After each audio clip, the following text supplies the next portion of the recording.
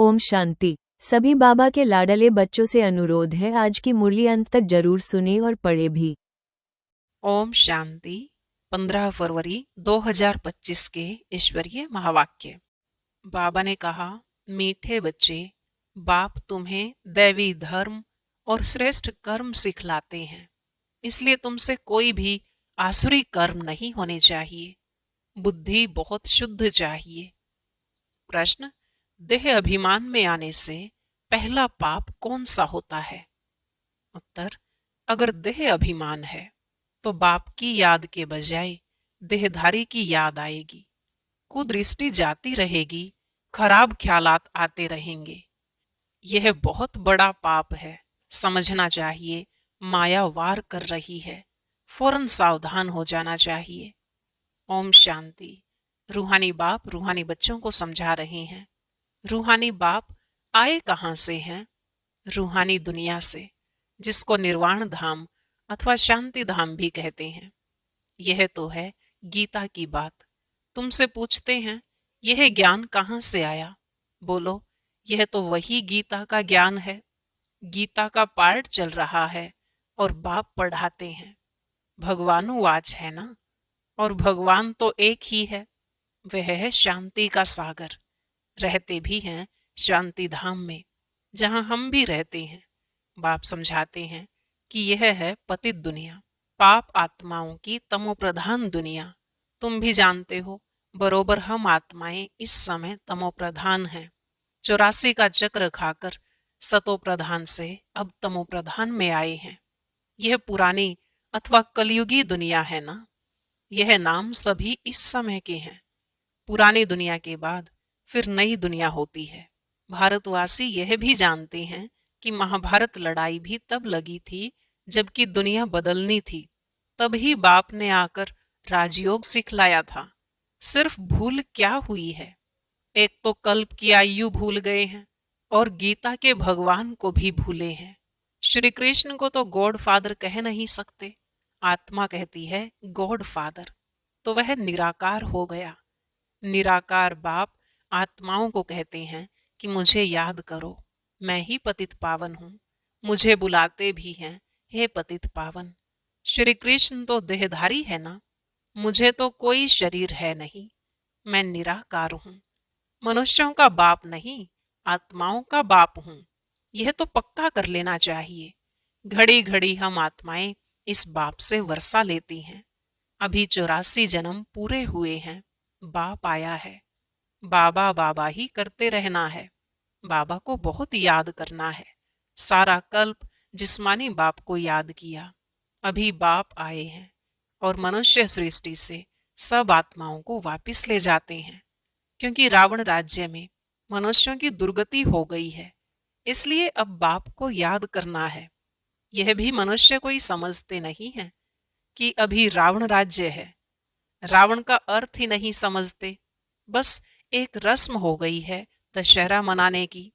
तुम कोई अर्थ थोड़े ही समझते थे, अभी समझ मिली है औरों को समझ देने के लिए। अगर औरों को नहीं समझा सकते हो तो गोया खुद नहीं समझे हो। बाप में सृष्टि चक्र का ज्ञान है।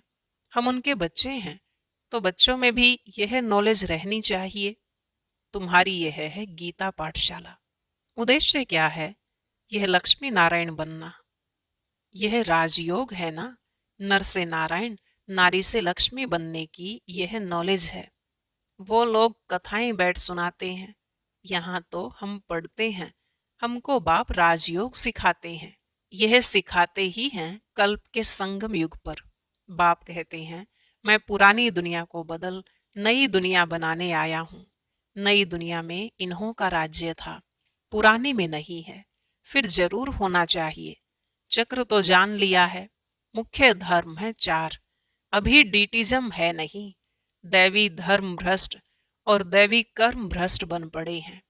अभी फिर तुमको दैवी धर्म श्रेष्ठ और कर्म श्रेष्ठ सिखला रहे हैं, तो अपने पर ध्यान रखना है। हमसे कोई आसुरी कर्म तो नहीं होते हैं। माया के कारण कोई खराब ख्यालात तो बुद्धि में नहीं आते हैं। कुदृष्टि तो नहीं रहती है। देखें, इनकी कुदृष्टि जाती है अथवा खराब ख्यालात आते हैं तो उनको झट सावधान करना चाहिए। उनसे मिल नहीं जाना चाहिए, उनको सावधान करना चाहिए। तुम्हारे में माया की प्रवेशता के कारण यह खराब ख्यालात आते हैं। योग में बैठ बाप की याद के बदले कोई की देह तरफ ख्याल जाता है तो समझना चाहिए यह माया का वार हो रहा है, मैं पाप कर रहा हूं। इसमें तो बुद्धि बड़ी शुद्ध होनी चाहिए। हंसी मजाक से भी बहुत नुकसान होता है, इसलिए तुम्हारे मुख से सदैव शुद्ध वचन निकलने चाहिए, कुवचन नहीं, हंसी मजाक आदि भी नहीं। ऐसे नहीं कि हमने तो हंसी की, वह भी नुकसान कारक हो जाती है। हंसी भी ऐसी नहीं करनी चाहिए जिसमें विकारों की वायु हो। बहुत खबरदार रहना है। तुमको मालूम है नागे लोग हैं, उनके ख्याल विकारों की तरफ नहीं जाएंगे। रहते भी अलग हैं, परंतु कर्मेंद्रियों की चलाई मानी सिवाय योग के कभी निकलती नहीं है। काम शत्रु ऐसा है जो किसको भी देखेंगे, योग में पूरा नहीं होंगे तो चलाई मानी जरूर होगी। अपनी परीक्षा लेनी होती है। बाप की याद में ही रहो तो यह कोई भी प्रकार की बीमारी न रहे। योग में रहने से यह नहीं होता है। सतयुग में तो कोई भी प्रकार का गंध नहीं होता है। वहां रावण की चंचलता ही नहीं जो चलायमानी हो। वहां तो योगी लाइफ रहती है। यहाँ भी अवस्था बड़ी पक्की चाहिए। योग बल से यह सब बीमारियां बंद हो जाती हैं। इसमें बड़ी मेहनत है। राज्य लेना कोई मासी का घर नहीं। पुरुषार्थ तो करना है ना। ऐसे नहीं कि बस जो होगा भाग्य में सो मिलेगा। धारणा ही नहीं करते गोया पाई पैसे के पद पाने लायक हैं। सब्जेक्ट्स तो बहुत होती है ना। कोई ड्राइंग में, कोई खेल में मार्क्स ले लेते हैं, वह है कॉमन सब्जेक्ट। वैसे ही यहाँ भी सब्जेक्ट्स हैं। कुछ ना कुछ मिलेगा, बाकी बादशाही नहीं मिल सकेगी। वह तो सर्विस करेंगे तब बादशाही मिलेगी। उसके लिए बहुत मेहनत चाहिए। बहुतों की बुद्धि में बैठता ही नहीं है। जैसे कि खाना हजम ही नहीं होता, ऊंच पद पाने की हिम्मत नहीं। इसको भी बीमारी कहेंगे ना। तुम कोई भी बात देखते न देखो, रूहानी बाप की याद में रहे, औरों को रास्ता बताना है, अंधों की लाठी बनना है। तुम तो रास्ता जानते हो। रचयिता और रचना का ज्ञान, मुक्ति और जीवन मुक्ति तुम्हारी बुद्धि में फिरते रहते हैं। जो महारथी हैं, बच्चों की अवस्था में भी रात दिन का फर्क रहता है। कहाँ बहुत धनवान बन जाते, कहाँ बिल्कुल गरीब। राजाई पद में तो फर्क है ना। बाकी हाँ, वहां रावण न होने के कारण दुख नहीं होता है। बाकी संपत्ति में तो फर्क है। संपत्ति से सुख होता है। जितना योग में रहेंगे उतनी हेल्थ बड़ी अच्छी होगी। मेहनत करनी है। बहुतों की तो चलन ऐसी रहती है जैसे अज्ञानी मनुष्यों की होती है। वह किसका कल्याण कर नहीं सकेंगे। जब इम्तिहान होता है तो मालूम पड़ जाता है कि कौन कितने मार्क्स से पास होंगे। फिर उस समय हाय हाय करनी पड़ेगी। बाप दादा दोनों ही कितना समझाते रहते हैं। बाप आए ही हैं कल्याण करने। अपना भी कल्याण करना है तो दूसरों का भी करना है। बाप को बुलाया भी है कि आकर हम पतितों को पावन होने का रास्ता बताओ। तो बाप श्रीमत देते हैं, तुम अपने को आत्मा समझ देह अभिमान छोड़ मुझे याद करो। कितनी सहज दवाई है। बोलो, हम सिर्फ एक भगवान बाप को मानते हैं। वह कहते हैं, मुझे बुलाते हो कि आकर पतितों को पावन बनाओ तो मुझे आना पड़ता है।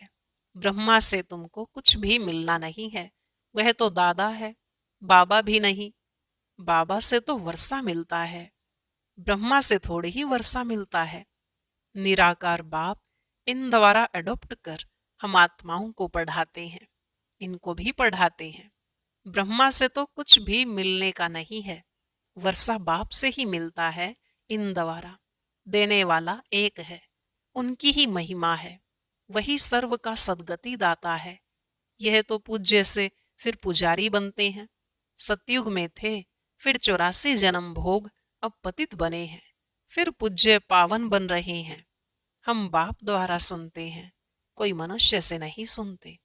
मनुष्यों का है ही भक्ति मार्ग, यह है रूहानी ज्ञान मार्ग। ज्ञान सिर्फ एक ज्ञान सागर के पास ही है, बाकी यह शास्त्र आदि सब भक्ति के हैं। शास्त्र आदि पढ़ना यह सब है भक्ति मार्ग। ज्ञान सागर तो एक ही बाप है। हम ज्ञान नदियां ज्ञान सागर से निकली हैं, बाकी वह है पानी का सागर और नदियां। बच्चों को यह सब बातें ध्यान में रहनी चाहिए। अंतर्मुख हो, बुद्धि चलानी चाहिए। अपने आप को सुधारने के लिए अंतर्मुख हो, अपनी जांच करो। अगर मुख से कोई कुवचन निकले या कुदृष्टि जाए तो अपने को फटकारना चाहिए। हमारे मुख से कुवचन क्यों निकले, हमारी कुदृष्टि क्यों गई, अपने को चमाट भी मारनी चाहिए। घड़ी घड़ी सावधान करना चाहिए, तभी ऊंच पद पा सकेंगे। मुख से कटु वचन न निकले। बाप को तो सब प्रकार की शिक्षाएं देनी होती हैं। किसको पागल कहना यह भी कुवचन है। मनुष्य तो जिसके लिए भी जो आता है वह कहते रहते हैं, जानते कुछ भी नहीं कि हम किसकी महिमा गाते हैं। महिमा तो करनी चाहिए एक ही पतित पावन बाप की, और तो कोई है नहीं। ब्रह्मा विष्णु शंकर को भी पतित पावन नहीं कहा जाता है। यह तो किसको पावन नहीं बनाते हैं। पतित से पावन बनाने वाला एक ही बाप है। पावन सृष्टि है ही नई दुनिया, वो तो अभी है नहीं। प्योरिटी है ही स्वर्ग में, पवित्रता का सागर भी है। यह तो है ही रावण राज्य। बच्चों को अभी आत्म अभिमानी बनने की बहुत मेहनत करनी चाहिए। मुख से कोई भी पत्थर व कुवचन नहीं निकलना चाहिए। बहुत प्यार से चलना है। कुदृष्टि भी बड़ा नुकसान कर देती है। बड़ी मेहनत चाहिए। आत्म अभिमान है अविनाशी अभिमान। देह तो विनाशी है, आत्मा को कोई भी नहीं जानते हैं। आत्मा का भी बाप तो जरूर कोई होगा ना। कहते भी हैं सब भाई भाई हैं, फिर सब में परमात्मा बाप विराजमान कैसे हो सकता है? सभी बाप कैसे हो सकते हैं? इतना भी अक्ल नहीं है। सबका बाप तो एक ही है, उनसे ही वर्षा मिलता है। उनका नाम है शिव। शिवरात्रि भी मनाते हैं। रुद्र रात्रि व श्री कृष्ण रात्रि नहीं कहते। मनुष्य तो कुछ भी नहीं समझते हैं, कहेंगे यह सब उनके रूप हैं, उनकी ही लीला है। तुम अभी समझते हो बेहद के बाप से तो बेहद का वर्षा मिलता है, तो उस बाप की श्रीमत पर चलना चाहिए। बाप कहते हैं मुझे याद करो। लेबर्स को भी शिक्षा देनी चाहिए तो उन्हों का भी कुछ कल्याण हो जाए, परंतु खुद ही याद नहीं कर सकते तो औरों को क्या याद दिलाएंगे। रावण एकदम पतित बना देते हैं, फिर बाप आकर परिस्तानी बनाते हैं। वंडर है ना, कोई की भी बुद्धि में यह बातें नहीं हैं। यह लक्ष्मी नारायण कितना ऊंच परिस्तानी से फिर कितना पतित बन जाते हैं। इसलिए ब्रह्मा का दिन ब्रह्मा की रात गाई हुई है। शिव के मंदिर में तुम बहुत सर्विस कर सकते हो। बाप कहते हैं तुम मुझे याद करो, दर दर भटकना छोड़ दो। यह ज्ञान है ही शांति का। बाप को याद करने से तुम सतो प्रधान बन जाएंगे। बस यही मंत्र देते रहो। कोई से भी पैसा नहीं लेना चाहिए जब तक पक्का ना हो जाए। बोलो, प्रतिज्ञा करो कि हम पवित्र रहेंगे, तब हम तुम्हारे हाथ का खा सकते हैं, कुछ भी ले सकते हैं। भारत में मंदिर तो बहुत ढेर हैं। फॉरेनर्स आदि जो भी आए उनको यह संदेश तुम दे सकते हो कि बाप को याद करो। अच्छा, मीठे मीठे सिकिलधे बच्चों प्रति माता पिता बाप दादा का याद प्यार और गुड मॉर्निंग। रूहानी बाप की रूहानी बच्चों को नमस्ते। रूहानी बच्चों की रूहानी बाप दादा को नमस्ते नमस्ते, गुड मॉर्निंग। शुक्रिया बाबा, शुक्रिया। धारणा के लिए मुख्य सार। पहला पॉइंट, कभी भी ऐसी हंसी मजाक नहीं करनी है जिसमें विकारों की वायु हो। अपने को बहुत सावधान रखना है। मुख से कटु वचन नहीं निकालने हैं। आत्म अभिमानी बनने की बहुत बहुत प्रैक्टिस करनी है। सबसे प्यार से चलना है, कुदृष्टि नहीं रखनी है। कुदृष्टि जाए तो अपने आप को आप ही सजा देनी है। आज का वरदान, निरंतर याद और सेवा के बैलेंस से बचपन के नाज नखरे समाप्त करने वाले वानप्रस्थी भव। निरंतर याद और सेवा के बैलेंस से बचपन के नाज नखरे समाप्त करने वाले वानप्रस्थी भव। बाबा ने कहा, छोटी छोटी बातों में संगम के अमूल्य समय को गवाना बचपन के नाज नखरे हैं। अब यह नाज नखरे शोभते नहीं। वानप्रस्थ में सिर्फ एक ही कार्य रह जाता है, बाप की याद और सेवा। इसके सिवाय और कोई भी याद न आए। उठो तो भी याद और सेवा, सो तो भी याद और सेवा। निरंतर यह बैलेंस बना रहे। त्रिकालदर्शी बनकर बचपन की बातें व बचपन के संस्कारों का समाप्ति समारोह मनाओ, तब कहेंगे वानप्रस्थी। स्लोगन, सर्व प्राप्तियों से संपन्न आत्मा की निशानी है संतुष्टता।